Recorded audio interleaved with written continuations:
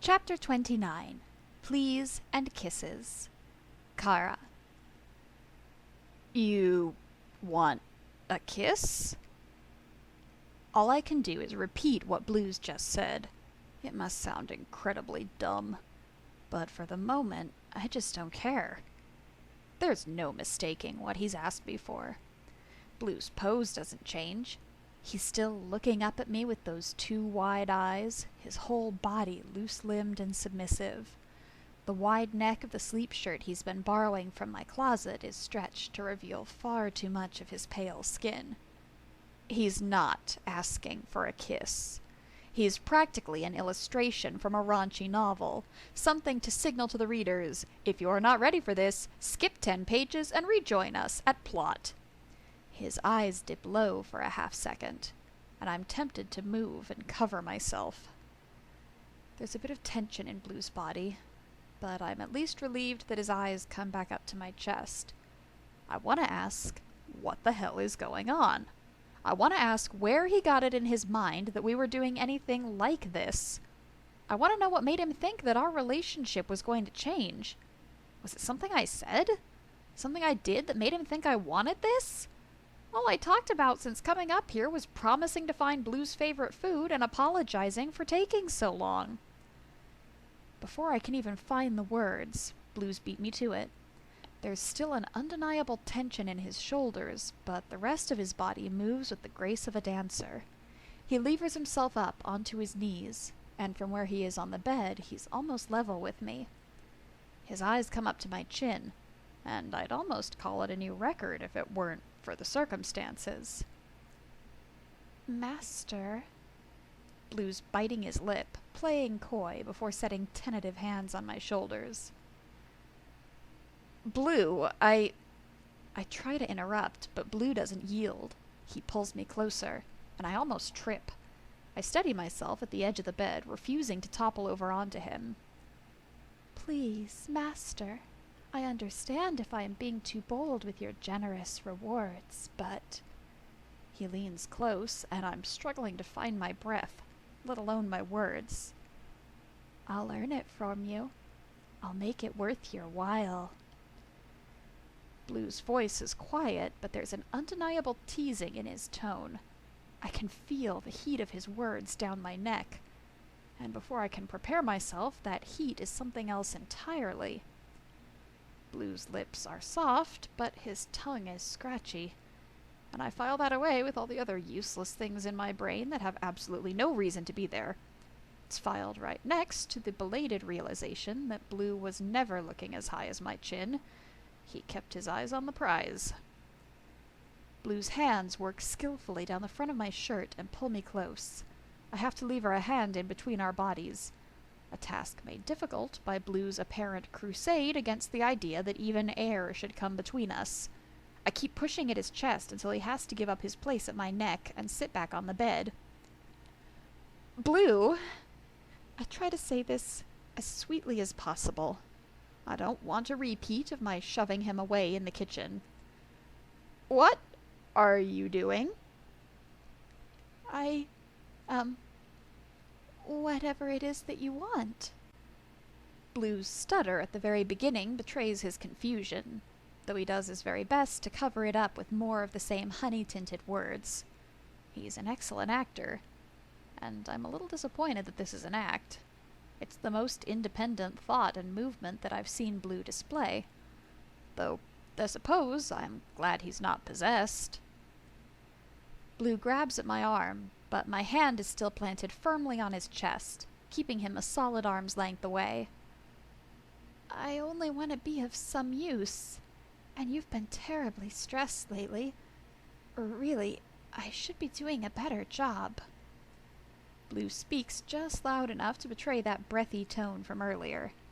He holds my hand in both of his and runs his fingertips lightly over a couple of my more noticeable scars. I can't tell if it's soothing or disturbing. It's such a glaring intimacy that I'm stunned. That is, until he decides that the touch is not enough, and he brings my hand to his lips and starts planting reverent little kisses along my knuckles. Master. The words are delivered in between his kisses. Won't you let me do my duty and relieve some stress? You've been so kind and generous with me. Please allow me to serve you where I have some skill. So kind? Stars, is this all over the cookies? I can think of nothing else he might have seen as out of the ordinary today. Stars, I don't know if I can even consider myself kind after the nightmare of a day I've given Blue. I beat him in front of my class, and I didn't even step in when the vet was being a cold, insensitive prick with no people skills or appropriate bedside manner. At least not until the end, when Blue panicked at the sight of the needle. Then again, Blue hadn't seemed bothered by the vet's attitude. In fact, he responded like he'd been expecting the treatment. I've done nothing nice for him, except for the cookies. I even left him up here alone for hours while I went through the package and did just about everything around the house that I could to distract myself from its contents. That is a problem. It's something that we're going to have to deal with. I don't know what Blue saw. He found the package first, but did he read the name of the sender? It's doubtful. He must not have even gotten a good look at the seal on it, or I'm sure I'd be getting asked a dozen questions instead of propositioned. For a moment, I'm thankful for his blind obedience. Then again, if he weren't so blindly following his training, then I wouldn't be in my current predicament. With some difficulty, I take back my hand from Blue's tender ministrations. The uncomfortable silence that descends is a palpable and unwelcome presence between us. Master, please make use of me. Blue's voice is a small and shaky thing. It doesn't hold the seductive tone that his body is still trying to convey. Blue, I'm not going to have sex with you, hurt you, fuck you, rape you. My brain unhelpfully supplies dozens of progressively more crass, but no less incorrect words for the end of this promise. But no matter how true the words are, I just can't say it. Do that, I say instead, settling lamely for the one option that doesn't make me want to throw up. There's a choked bit of laughter that's too high-pitched to be anything good. The sound is so strangled and wrong that I don't want it to be Blue. His body's gone tense, and he's hiding his face behind the dark veil of his hair. Not that that changes anything. I can't decipher what he's thinking about, even when he's actually looking at me. Do you find me that disgusting? The strain I hear in his voice is the only thing that holds me back from laughing. The idea is ridiculous, and I have no idea when or how he's come up with this theory. I've never said anything that could even remotely be mistranslated to that. Not that I ever would.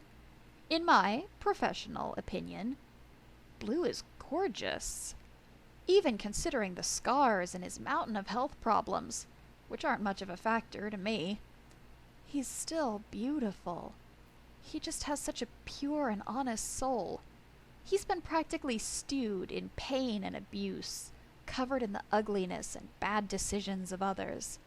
But he's still fighting. Every time we chip away at the shroud, I can only see more and more light.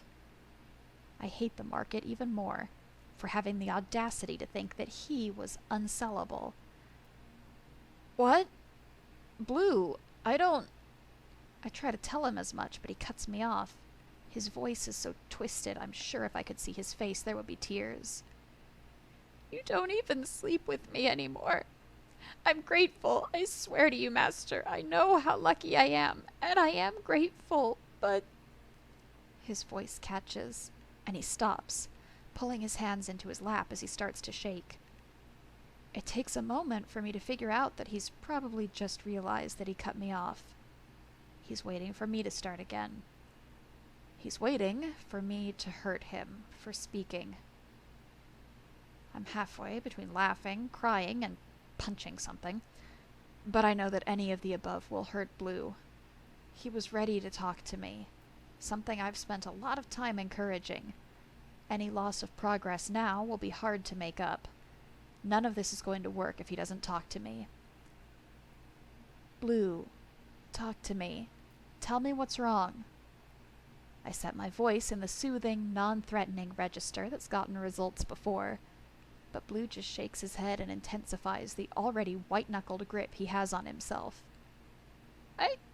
I'm just a spoiled, disobedient little...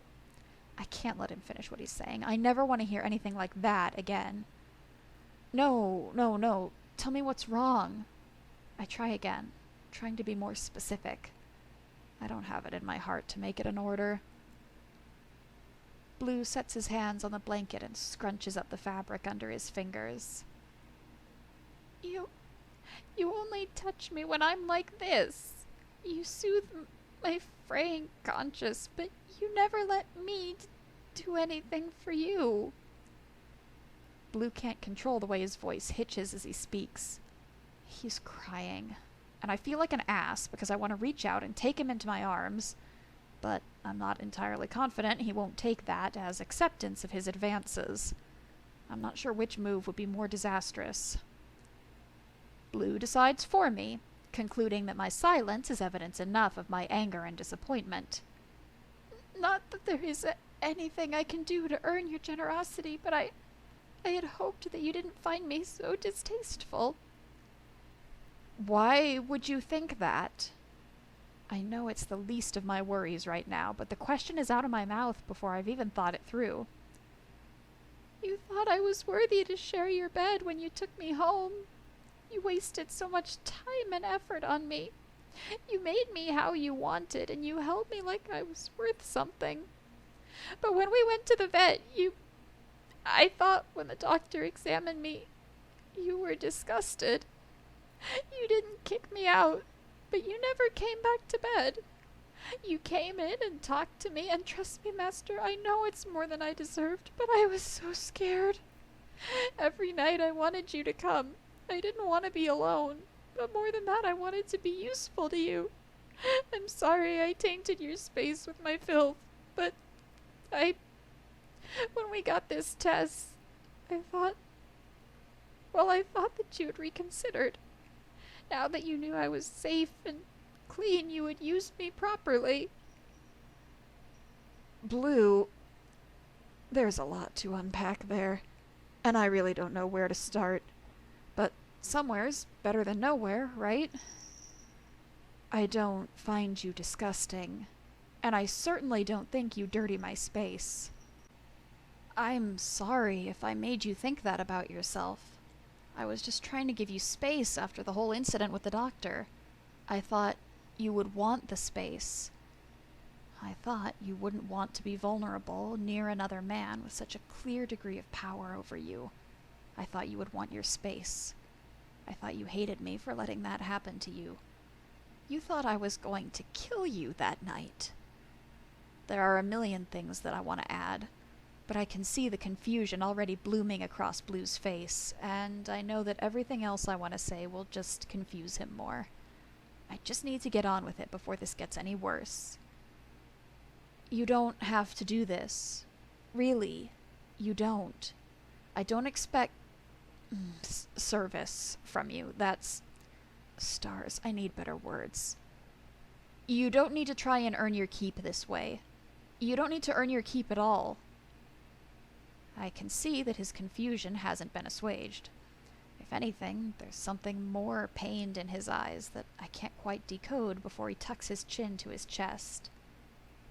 I want to make it worth your while. I want to be useful, Master. He mumbles to himself, loud enough for me to hear, quiet enough to betray his embarrassment. He's using his words carefully. I need him to know that he's not as transactional as he seems to believe. His life and services aren't necessary to earn or be worth being kept. I'm angry at all these other masters who don't seem to take their titles seriously. Let me explain to you what that word means, Blue. I know I'm letting my anger bleed too heavily into my voice when Blue flinches, his back going ramrod straight. I close my eyes and count to 5. I can't be like this. I have to control myself. When I look back up, Blue's looking at me, bottom lip pulled in between his teeth. He's scared. His eyes dip down respectfully as soon as I'm looking, but my fingers slip under his chin and pull his face back up. I want him looking at me, and once those eyes are on me, I feel a little bit better about this. We're more equal this way. At the very least, Blue won't have to worry that catching my eyes will make me fly into a wild rage. My thumb comes up and gently pries the reddened lip from between his teeth. It feels taboo to touch that part of his body at this point, but I shove the nervousness down and get back to what I'd been planning to say. You call me master, but what does that mean? My voice is even this time, and Blue's eyes are locked with mine, though he hasn't stopped shaking. You own me. The tremble in his voice is back. He's scared of me. He doesn't know the answers to the questions I'm asking, and he's afraid of getting the answer wrong. Yes, I own you, but there's more to it than that. When you call me master, you're mine. Do you understand? You're under my care. You're my responsibility. Mine to feed and protect and take care of. You never have to pay me back for that, or earn your right to be treated with dignity. It's my responsibility, no matter what. I try to make my explanation as thorough as possible. No wiggle room, where Blue can invent his own dark outliers. I don't want him inventing horrible punishments where there was no failure. I just need him to understand. I'm not going to throw him away. I'm not going to make him grovel and beg and earn his daily needs. But Blue stutters for a moment, and his hands go for his shirt. It's not the smooth, practiced moves from earlier. This is just disjointed movements as he tries to strip. You don't really want this. There's definitely some desperation in my voice that I'm none too proud of, but I'm fairly certain it's warranted in this situation. I grab at Blue's wrists and pull the material back down as far as I can. At that, Blue breaks. He sets his eyes on the comforter, and I'm pretty sure I'll be lucky if I ever get him to look at me again. It doesn't matter what I want. He says it with such conviction, like it's the one truth he knows in this world. It breaks my heart. That's not true. Blue, if nothing else, it matters to me. It's cheesy and stupid and doesn't even begin to address the mountain of issues that we will need to work through. But I'm just hoping it's enough of a stall that I can figure out how to fix the real issue with the time it'll buy me. I just want to make you happy. I want to be good for you. Blue's voice is so utterly genuine, so sweet and guileless, that seeing him hunched in on himself on the comforter is doing bad things to my heart. His request was pretty innocent, even if the idea behind it wasn't. Maybe it wouldn't be such a bad idea. It would get it out of his system, and he'd see that nothing bad would happen after. The more I try to rationalize it in my head, the more I realize I just can't look at Blue's pitiful stance on the bed anymore. I rustle the fringes of Blue's bangs, brushing them back. It gets his attention, and he lifts his head, probably confused by the gesture, but I don't waste the opportunity. I press my lips gently against his, with just enough pressure for him to know I'm there. It's soft and chaste, and just imperfect enough to make me believe that it really happened. I pull away before anything more can happen. Blue presses his hand to his lips. I can see him almost mimicking the pressure. At the very least, he's not trembling, and he's not looking like he's ready to cry. I can see pink high on his cheeks, and I'm genuinely glad that the kiss he requested wasn't solely to try and seduce me. He seems to have enjoyed it himself. Maybe a little too much. He's moving his lips, but apparently can't decide on the words, just opening and closing his mouth like a fish. Please, master. I can do a great deal more. I'm not as fragile as you might think, and you've given me so much time to heal. Blue's voice cracks and his words all come out in a rush, too high-pitched. Blue, even if we were ready for this, which I am not saying we are, you're gonna need to actually heal. None of this good enough status that you think you're at. And we're gonna have to work out some ground rules. Absolutely nothing is happening until you really understand what your consent means and how important it is. He seems to recognize the word, at least, but it seems to be with all the connotations of what we were talking about the last time it came up. I know my place. I would never deny you. Blue's as snippy as I've ever seen him, all puffed up in his own personal brand of pride. Yeah, that's kind of the problem. I don't know how to explain to him that consent matters. I'm not testing him, I just need us to be on equal ground if anything's gonna happen. I'd rather him feel safe than warm my bed, as foreign a concept as that seems to be. Blue's cheeks are a mess of red. You want me to be badly behaved? Blue's studying the pattern on the comforter, but I can still make out the whisper.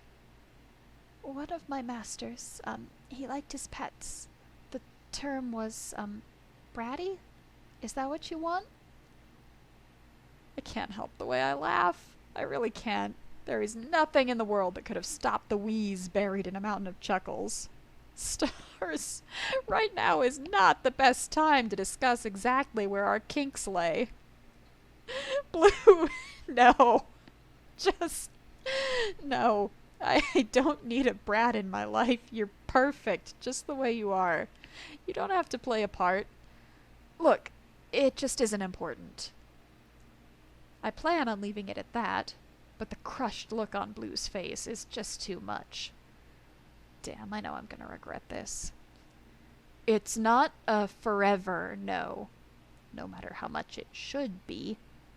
It's just a no for right now. It isn't important because you have to focus on getting healthy, even if you want to even consider this, okay? He nods out a dejected affirmative, and I'm sure it's the best I'm going to get tonight. I'm looking forward to sleep, and desperately regretting the nervous stupor that didn't even get a good night's sleep last night. Is there anything you need for the night? I can't tell if my voice is actually shaking from the strain or if it's just in my head. His water glass is full, but it never hurts to ask, especially after such an intense discussion. Blue pulls his hands into his lap and twiddles his thumbs, watching intently, like he's not sure which will come out on top. Embarrassed, yes. In danger, no. I make the executive decision not to try and tuck Blue in tonight. He can find his own way under the covers, and my presence will probably just make him more nervous. I let out a relieved sigh. I don't think I could have handled much more tonight. All right, Blue, you have your water. I'll leave the door open. You know the drill. The tiredness is bleeding into my voice, but I want to remind Blue that he can call me at any time. Something about his nervous fumbling makes me worry. In any case, that'll be a problem for tomorrow's me. I turn to leave, but Blue seems to have other plans. Please don't leave me. His voice is fast and stressed, but most of all I don't know how to process what he's saying. I know I have no right to ask, but if it pleases you, would you stay with me for the night? I just got through explaining why we shouldn't, but the desperation in his tone makes me hesitate. I don't want to get into bed if he's just going to try and change my mind, but I don't want to dismiss Blue if he's bringing up an actual concern. Why? It sounds so harsh to ask this way, but it is the most direct. Blue's hands go down to play with the fabric of the comforter, scrunching up the fabric like it's a stress ball. I like it when you hold me. I know I don't deserve it, but when you stayed with me that first night, it made me... You're very warm, Master. Blue rushes to finish the statement off, his ears giving a little twitch under the scrutiny of my gaze. He's hiding something from me. Not well, but he's trying. I'm warm? Blue, a hot water bottle is warm. Would you like one of those? No, I like the way I feel in your arms. Blue's voice is soft, almost like he's spilling some dark and terrible secret. I fight the urge to smile. I liked the feeling of Blue in my arms as well. He fits snugly against me, and it's been a long time since I've been close enough to anyone to have a good cuddle. Oh, really? I'm teasing now, I know, but the more the blush spreads over Blue's face, the more he squirms in place. I like the idea that the thought of him in my arms is making him do that, and it really is just too cute for me to resist. It makes me feel safe. Blue's final admission comes a good deal louder than the rest. And what can I say against that? He just wants to feel safe. Everyone deserves that. The blush tinting Blue's face hasn't faded, and it's as if he forced out all his air in the proclamation. Blue shrinks in on himself, that nervous and subdued creature yet again. Hey, it's all right. I move close and indulge myself in scratching behind Blue's soft ears, draining the tension out of him. I'll stay with you as long as you'd like. Blue plasters himself against me the moment I get into bed, burying his face in my shirt. He's trembling a bit, but the longer I pet him, the more he relaxes into the touch. It's not long before he's nodding off. I wish I could be so lucky.